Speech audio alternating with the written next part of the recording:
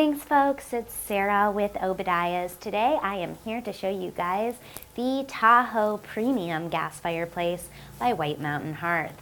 Now I've got some other videos on the other Tahoe models as well.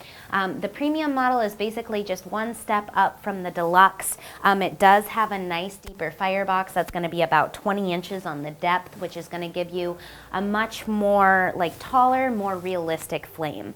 This model does have the tempered glass on the front, just like the deluxe model. So the deluxe and the premium are both going to have the tempered glass, and then the luxury model is going to be one with the ceramic glass, which radiates the heat a little bit better.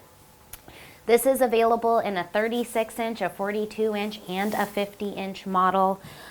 This is shown with the clean face option, which is automatically going to be shown with the nice reflective black panels in the rear. If you prefer something more traditional, you can get the louvered models. They do have door options as well as stacked bricked options for the interior firebox.